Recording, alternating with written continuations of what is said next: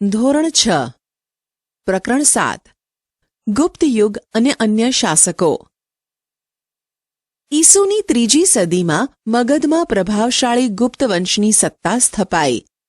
ગુપ્ત વંશે ભારતમાં રાજકીય એકતા, શાંતિ અને સુરક્ષા સ્થાપી।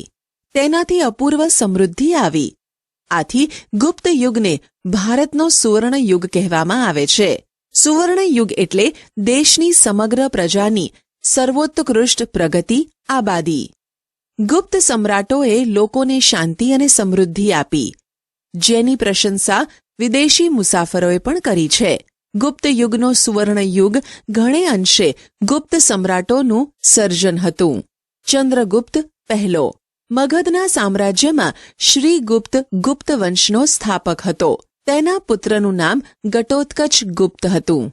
ઘટોત્કચ ગુપ્તના અનુગામી રાજા તરીકે ચંદ્રગુપ્ત પ્રથમ ઈસવીસન 319 પાટલીપુત્રની ગાદીએ આવ્યો।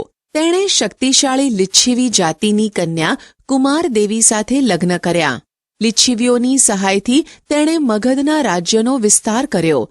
તેણે મગધની પાસેના પ્રયાગરાજ એટલે કે અલ્હાબાદ, સાકેત, અયોધ્યા જીતી લઈ મગધનો વિસ્તાર વધાર્યો।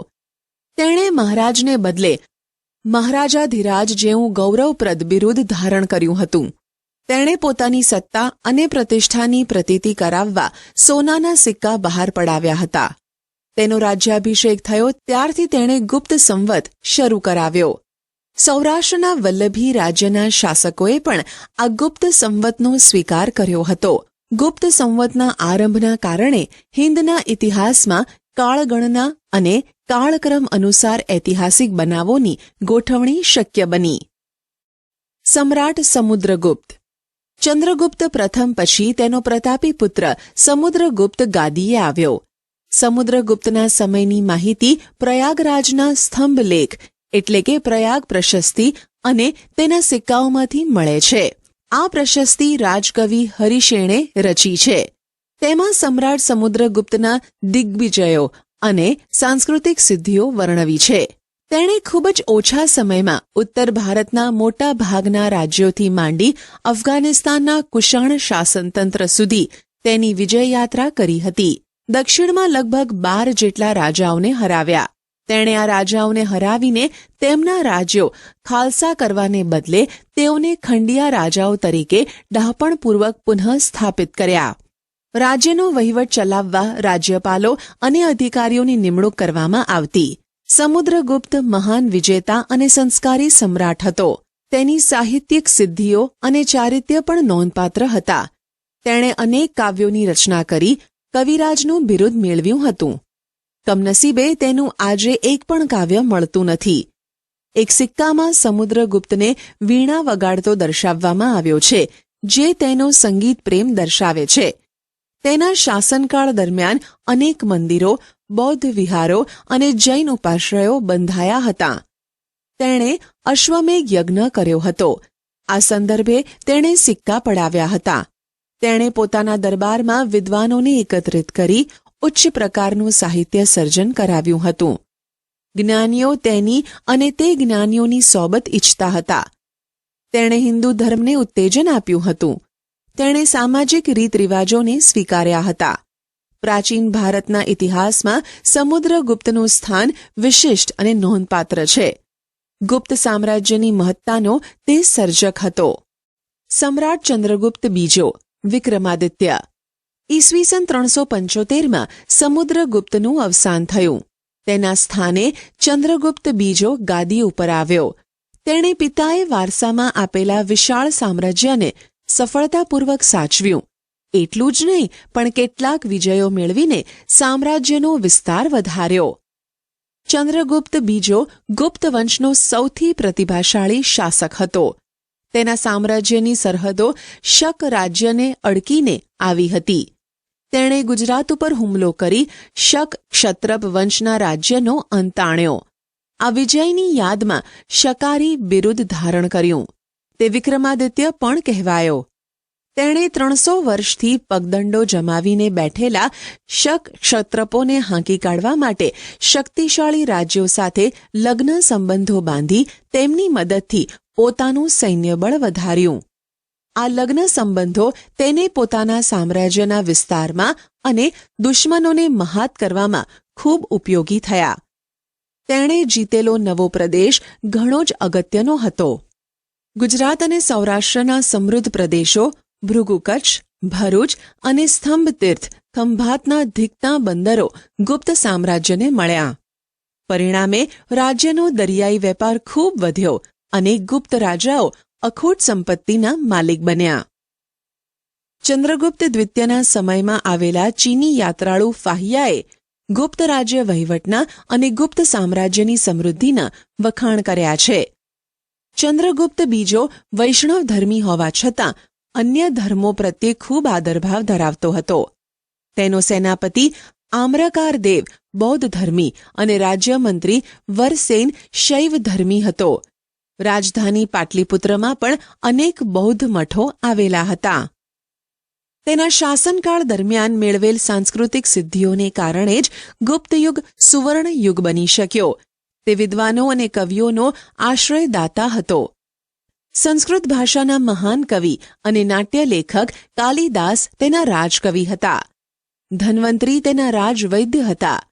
વૈજ્ઞાનિક વરાહમિહિર, વૈતાલ ભટ્ટ, અમરકોશના રચયિતા અમરસિંહ જેવા રત્નોથી તેનો રાજદરબાર શોભતો હતો.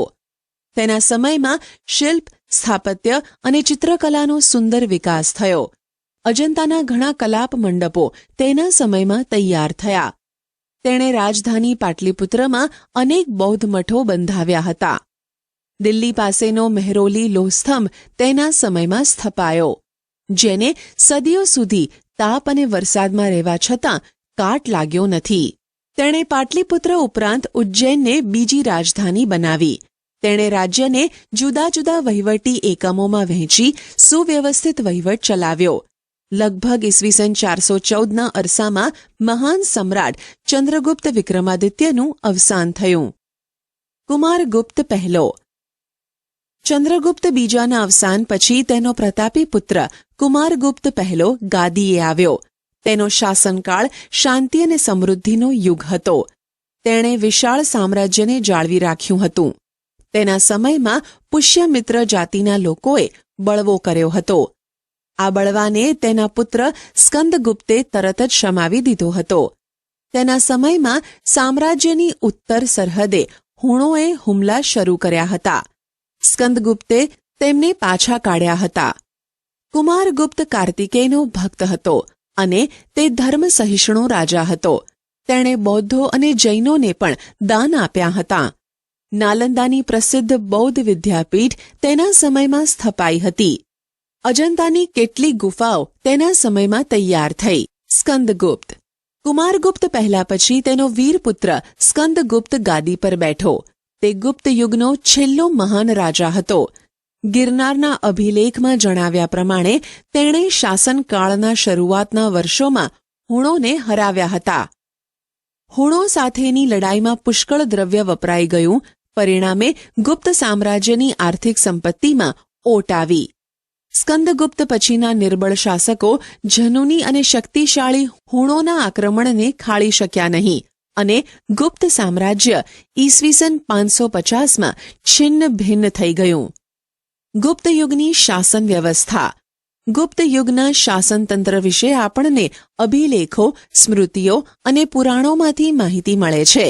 તે પ્રમાણે શાસનતંત્ર કેન્દ્રીય, પ્રાંતીય અને સ્થાનિક એમ 3 વિભાગોમાં વહેંચાયેલું હતું. કેન્દ્રીય વહીવટીતંત્ર. ગુપ્ત શાસનતંત્રમાં સમ્રાટ વહીવટીતંત્રના કેન્દ્ર સ્થાને હતા. તેઓ મહારાજાધિરાજ, પરમ ભાગવત જેવા બિરુદો ધરાવતા હતા. વહીવટીતંત્રમાં મુખ્ય સેનાપતિ મહાબલાધિકૃત, વિદેશ મંત્રી મહાસંધિ વિગ્રહક, મહેલો અને દ્વારોના રક્ષકોના વડા મહાપ્રતિહાર કહેવામાં આવતા. મહાઅશ્વપતિ એ ઘોડેસવાર સેનાના વડા અને મહાપિલુપતિ એ હાથીની સેનાના વડા હતા. રાજ્યના દસ્તાવેજો સાચવવા માટે પુસ્તપાલની નિમણૂક કરવામાં આવતી. પ્રાંતીય વહીવટીતંત્ર. પ્રાંતના વડા તરીકે મોટે ભાગે રાજકુમારને મૂકવામાં આવતા. કુમારામાત્ય અને આયુક્ત પ્રાંતમાં મુખ્ય ભૂમિકા ભજવતા. પ્રાંતને ભુક્તિ કહેવામાં આવતું, જેના વડા પ્રાદેશિક હતા. પ્રાંતને જિલ્લામાં વહેંચવામાં આવતું. જિલ્લાને વિષય કહેવામાં આવતો. કેટલાક નગરો અને રાજધાની પાટલીપુત્રમાં મ્યુનિસિપાલિટી જેવી વહીવટી વ્યવસ્થા દેખાય છે. તેમાં નગર શ્રેષ્ઠી, કાયસ્થ, મુખ્ય કારીગર અને મુખ્ય વેપારી એમ 4નું વર્ચસ્વ જોવા મળે છે. સ્થાનિક વહીવટી તંત્ર. ગ્રામ કક્ષાએ સમિતિ બનાવવામાં આવતી, જેમાં વડીલો, ગામના મુખી અને અગત્યના વયસ્ક નાગરિકોનો સમાવેશ કરવામાં આવતો. ગુપ્ત યુગની આર્થિક સ્થિતિ. ગુપ્ત યુગ આર્થિક પરિસ્થિતિમાં ભારતનો સુવર્ણ યુગ હતો. ખેતી, આંતરિક વેપાર અને આંતરરાષ્ટ્રીય વેપાર ખૂબ વિકસ્યો હતો. વિશિષ્ટ ખેત પદ્ધતિઓમાં વાર્ષિક, ત્રિવાર્ષિક અને પંચવાર્ષિક ખેત પદ્ધતિઓ જોવા મળેલ છે. ઉત્તર ભારતમાં ઘઉં, ચોખા, ગાંધારમાં શેરડી, કાશ્મીરમાં દ્રાક્ષ અને કેસર તથા કામરૂપમાં નાળિયેર થતાં. બંગાળમાં પુષ્કળ પ્રમાણમાં ચોખા થતા. ગુજરાતમાં અને સિંધમાં કપાસનો પાક અને બંગાળમાં રેશમનું ઉત્પાદન થતું. દક્ષિણ ભારતમાં મરી મસાલા, રેશમ અને કપાસનો વેપાર વિકસ્યો હતો. રાજા કુલ ઉત્પાદનનો 6ઠ્ઠો ભાગ કર તરીકે લેતા હતા. બ્રાહ્મણો અને મંદિરોને ભૂમિ દાનમાં આપવામાં આવતી હતી. આંતરરાષ્ટ્રીય વેપાર એ ગુપ્ત યુગની વિશેષતા હતી. ભારતથી સ્થળ માર્ગે મધ્ય એશિયા લઈને યુરોપ સુધી સુતરાઉ કાપડ, રેશમી કાપડ અને મસાલા નિકાસ થતા. તો ખંભાત, ભરૂચ, સોપારા અને તામ્રલિપ્તિ જેવા આંતરરાષ્ટ્રીય બંદરોના માધ્યમથી વિશ્વના પૂર્વ અને પશ્ચિમ ભાગમાં સુતરાઉ કાપડ, રેશમી કાપડ, મસાલા, તેજાના, ઇમારતી લાકડાની નિકાસ થતી, જ્યારે સોનું, ચાંદી અને અન્ય ચીજોની આયાત થતી. ધાર્મિક સ્થિતિ. ગુપ્ત યુગમાં હિન્દુ ધર્મ અને સંસ્કૃતિ પૂર્ણ કળાએ ખીલેલા જોવા મળે છે. ગુપ્ત સમ્રાટો વૈષ્ણવ ધર્મને રાજ્ય ધર્મનો દરજ્જો આપતા. પરિણામે વિષ્ણુ, તેમના અવતારો શ્રીરામ અને શ્રીકૃષ્ણ આ સમયમાં મહદંશે પૂજાતા. લક્ષ્મી દેવી તરીકે બહુ જ ખ્યાત થયા. આ જ સમયમાં રામાયણ અને મહાભારત તેમજ પુરાણોનું પુનઃસંકલન થયું. શ્રીમદ ભગવદ્ ગીતા આ સમયે ખૂબ મહત્વપૂર્ણ ગ્રંથ બન્યો. વૈષ્ણવ ધર્મની જેમ જ શૈવ ધર્મ પણ ગુપ્તકાળમાં વિકસ્યો હતો. દક્ષિણ ભારતમાં શૈવ સંતો નાયનાર કહેવાતા, જ્યારે વૈષ્ણવ સંતો આલ્વાર કહેવાતા. મહિષાસુર મર્દની દુર્ગાની પૂજા પણ પ્રચલિત થઈ હતી. સૂર્ય અને કાર્તિકેયની પૂજા પણ પ્રચલિત થઈ હતી. ગુપ્ત યુગમાં બૌદ્ધ ધર્મ અને જૈન ધર્મનો પણ વિકાસ થયો હતો. સમુદ્રગુપ્ત બૌદ્ધ ધર્મનો સંરક્ષક હતો. બૌદ્ધ ધર્મના મહાયાન અને હિનયાન પંથ વિકસ્યા હતા. ગુપ્ત યુગની સાંસ્કૃતિક સ્થિતિ. ગુપ્ત યુગ સાંસ્કૃતિક રીતે ભારતનો સુવર્ણ યુગ હતો. આ યુગમાં અનેક નવી ભાષાઓ ઉત્પન્ન થઈ હતી. કાલિદાસ, સ્કંદ સ્વામી, હરિસ્વામી અને રાણી વિજયા તથા આર્યસુર આ સમયના મહત્વના સાહિત્યકારો હતા. આ સર્વમાં કાલિદાસ સર્વશ્રેષ્ઠ હતા. કાલિદાસને ભારતના શેક્સપિયર કહેવામાં આવે છે. તેમણે ભારતીય મહાકાવ્યોની કથાવસ્તુ લઈ અભિજ્ઞાન શાકુંતલમ, રઘુવંશમ અને મેઘદૂતમ જેવા મહાકાવ્યોની રચના કરી. ગુપ્ત યુગ એ મંદિર સ્થાપત્યોની રચનાનો યુગ હતો.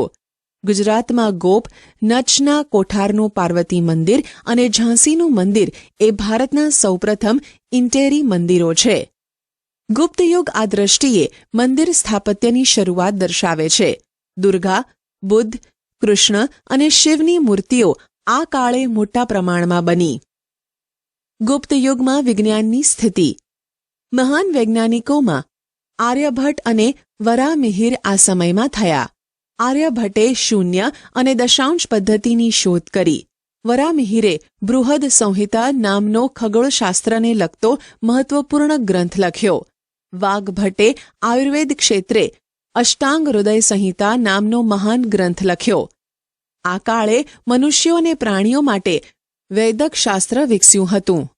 હાથી ઘોડાની દવાઓ પણ શોધાઈ હતી. રસાયણશાસ્ત્રનો પણ ખાસો વિકાસ થયો હતો. તેનું સર્વશ્રેષ્ઠ ઉદાહરણ દિલ્હી પાસે આવેલો મહેરોલીનો લોહસ્તંભ છે, જેને હજી સુધી કાટ લાગ્યો નથી. સમ્રાટ હર્ષવર્ધન. ગુપ્તયુગ પછી પ્રાચીન ભારતના મહત્વપૂર્ણ રાજ્યોમાં હર્ષવર્ધનનું રાજ્ય ગણાય છે. તેઓ થાણેશ્વરના પુષ્યભૂતિ વંશના હતા. પ્રભાકર વર્ધનના પુત્ર રાજ્યવર્ધન અને હર્ષવર્ધન હતા, જ્યારે તેમની પુત્રી રાજ્યશ્રી હતી. રાજ્યશ્રી કનોજના રાજા ધ્રુવવર્માને પરણી હતી. ગૌડ રાજવી શશાંક અને માલવ રાજે રાજ્યશ્રીનું અપહરણ કરી રાજ્ય પર આક્રમણ કરતા મોટી કટોકટી ઊભી થઈ. રાજ્યવર્ધનનું મૃત્યુ રાજ્યશ્રીને બચાવવા જતા થયું. આવી કટોકટીભરી પરિસ્થિતિમાં ઈસવીસન 606માં સમ્રાટ હર્ષે રાજ્યારોહણ કર્યું. તેમણે રાજ્યશ્રીને બચાવ્યા. એટલું જ નહીં, રાજ્યશ્રીનું રાજ્ય કનોજ અને થાણેશ્વર એમ બંને રાજ્યો પર પોતાનું યોગ્ય શાસન શરૂ કર્યું. હર્ષવર્ધન પ્રાચીન ભારતના છેલ્લા મહાન સમ્રાટ હતા. તેમણે મગધ, ઓડિશા, સારસ્વત, ગૌડ, મિથિલા સુધી પોતાનું સામ્રાજ્ય ફેલાવ્યું હતું. તેના સમકાલીન રાજ્યોમાં વલ્ભીના મૈત્રક રાજા ધ્રુવસેન તેના જમાઈ હતા. દખ્ખણમાં પુલકેશી બીજો સૌથી શક્તિશાળી રાજા હતો. હર્ષવર્ધન અને પુલકેશી વચ્ચે થયેલા નર્મદાના યુદ્ધમાં સમ્રાટ હર્ષનો પરાજય થયો. હર્ષ મોટે ભાગે નર્મદાથી ઉત્તરના શક્તિશાળી રાજા ગણાતા હતા. સમ્રાટ હર્ષનું સાંસ્કૃતિક પ્રદાન બહુ જ અગત્યનું હતું. તેના સમયમાં મહાન ચીની યાત્રી યુઅન શ્વાંગ ભારત આવ્યા હતા. તેમના રાજદરબારમાં રહ્યા હતા. હર્ષ શૈવ ભક્ત હતા અને પછીથી બૌદ્ધ ધર્મના મહાન અનુયાયી બન્યા. તેમણે કનોજમાં યુઅન શ્વાંગના અધ્યક્ષપદે એક ધર્મ પરિષદનું આયોજન કર્યું. બુદ્ધની પ્રતિમાને હાથીની અંબાડી પર મૂકી તેની પૂજા કરાવી સ્થાપિત કરી હતી. મહાયાન અને હીનયાન સંપ્રદાયો વિશે આ પરિષદમાં ગોષ્ઠી યોજાઈ હતી. સમ્રાટ હર્ષ સાહિત્ય, કલા અને વિદ્યા પ્રત્યે અનુરાગ રાખતો હતો. તેના દરબારમાં મહાન કવિ બાણભટ્ટ સંકળાયેલા હતા, જેમણે હર્ષચરિતમ અને કાદંબરી જેવા સંસ્કૃત સાહિત્યના મહાન ગ્રંથો લખ્યા હતા. મયુરભટ્ટ અને કવિ જયસેન પણ હર્ષના સમયના મહાન કવિઓ હતા. સમ્રાટ હર્ષ પોતે પણ ઉચ્ચ કોટીના સાહિત્યકાર હતા. તેમણે પ્રિયદર્શિકા અને રત્નાવલી નામના 2 નાટકોની રચના કરી હતી.